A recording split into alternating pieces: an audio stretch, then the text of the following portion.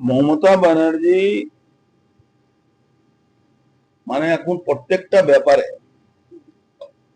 উনি নিজে ধামাচাপা দেওয়ার চেষ্টা করছে।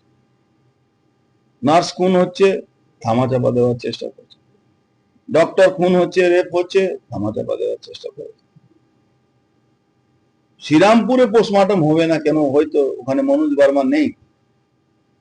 মনোজ বার্মা আছে এখানে, তার জন্য শ্রীরামপুর থেকে বডিটাকে পাঠানো হলো মেডিকেল কলেজ। এই পোস্টমর্টমে যাতে ম্যানিপুলেট করা হয় তার জন্য এইসব প্রোগ্রাম করা হচ্ছে। কিন্তু রাজনৈতিক দলের লোকেরা তখন তার পাশে দাঁড়িয়েছে, তার বাড়ির লোকেরা তার পাশে দাঁড়িয়েছে, তখন বাধ্য হয়ে তাকে এমসে পোস্টমর্টমের জন্য অর্ডার করতে হবে। আমার বক্তব্য একটাই, মমতা ব্যানার্জি এখন নিরঙ্কুশ হয়ে গেছে। উনি শাসনে থাকার জন্য উনি মানুষের গণতান্ত্রিক অধিকার, সাংবিধানিক অধিকারকে লুটে নিচ্ছে, করতে দিয়ে সাংবিধানিক অধিকার মানুষ যাতে না পায় তার জন্য উনি সবসময় চেষ্টা করছেন। এই পরিস্থিতিতে পশ্চিমবাংলা এখন মানে ল অ্যান্ড অর্ডার সিস্টেম, আইন কোনোটাই পশ্চিমবাংলা কেউ মানছে। সব থেকে বাজে মানে কি বলা যাবে, চটিচাটা পুলিশকে, তাদের অবস্থা এমন হয়েছে তাদের বাড়ির লোকেরাও তাকে ভরসা করে। কেন এইভাবে দুর্নীতির সঙ্গে যুক্ত হয়ে যাচ্ছে, পরিবারের লোকেরাও ভরসা করছেন।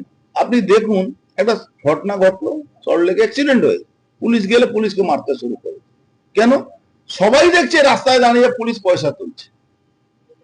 যখন রাস্তায় দাঁড়িয়ে পুলিশ পয়সা তুলবে তো মানুষের ক্ষোভ জন্মাবে, সেই মানুষের কাছ থেকে তো পয়সা তুলছে।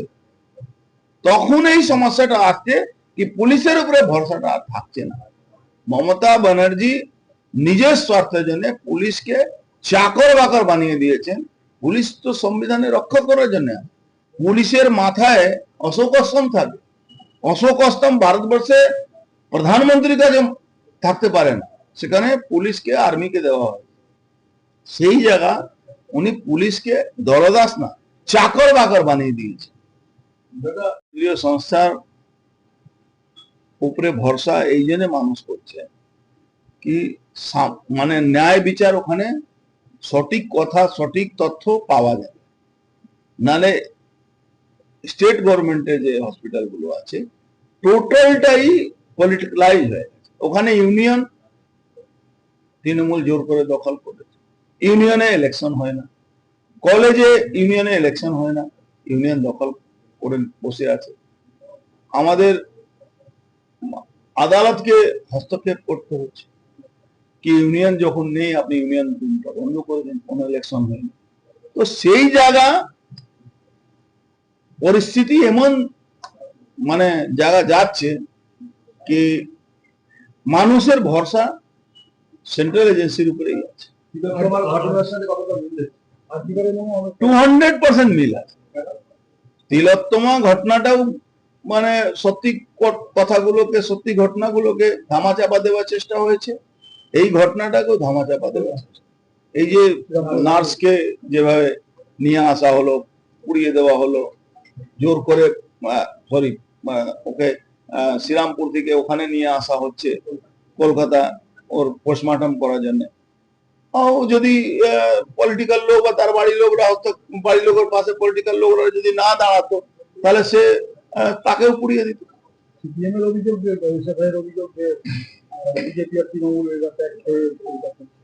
দেখুন, সিপিএম আর এসএফআই আর ডিওয়াইএফ এর গ্রহণযোগ্যতা শেষ হয়ে গেছে।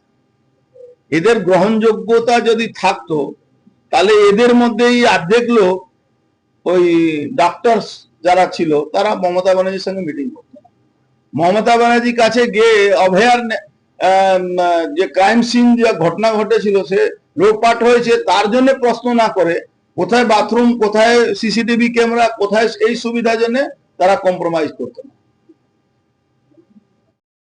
সেটা করতে চাইনি, তার আগে দেখুন, এটা তো মমতা ব্যানার্জি ভুল করে হোক মানে যে কোনো কারণে হোক আমি জানি না, মমতা ব্যানার্জি তো অফিসিয়ালি বলেছিলেন কি আমি 2টো অবধি পুলিশ কমিশনার সঙ্গে আমার কথা হয়েছে, উনি তো অফিসিয়ালি ইনস্ট্রাকশন দিয়েছেন, এটা তো স্বীকার করেছে। ইনস্ট্রাকশন দিয়ে বডি পোড়ানো হয়েছে। আপনি জানেন না নান্টু ঘোষের ওই যে আছে যে চেলুয়া, ও নান্টু ঘোষ আর ওই স্বপন না কি নাম আছে সোমনাথ, তাকে দায়িত্ব দেওয়া হয়েছিল বডি পুড়িয়ে দেওয়া। মেডিকেলে কেন বডি নিয়ে আসা হচ্ছে? কালকাটা পুলিশের আন্ডারে পড়বে, তার জন্য ও মনোজ বর্মা দায়িত্ব নিয়েছে না, যত দুর্নীতি কাজ হবে মনোজ বর্মা দায়িত্ব নিয়ে দিয়েছে। হুগলি নাচে যে অস্বাভাবিক মৃত্যু, এটাকে আরজি করেরই কোনো পুনরাবৃত্তি? দেখুন পুরো সিস্টেমটা ক্রাশ হয়ে যাওয়ার পরে কারো উপরে বাঁধন নেই, ডক্টর, পুলিশ বা রাজনৈতিক কর্মীরা, উনার দলের লোকেরা, এদের উপরে কোনো বাঁধন নেই। এখন যে যা ইচ্ছা তাই করছে, সবাই ভাবছে শেষ টাইম আছে, লুটে ফুটে যা পাই তাই নিয়ে নেন। এখন তৃণমূলে যদি ইনার ক্লাসে মিটিং এ যদি আপনি স্টিং করেন, তখন ওখানে আরে আর বেশি সময় নেই, যা পারছিস নিয়ে নে, এই এখন আলোচনা চলে।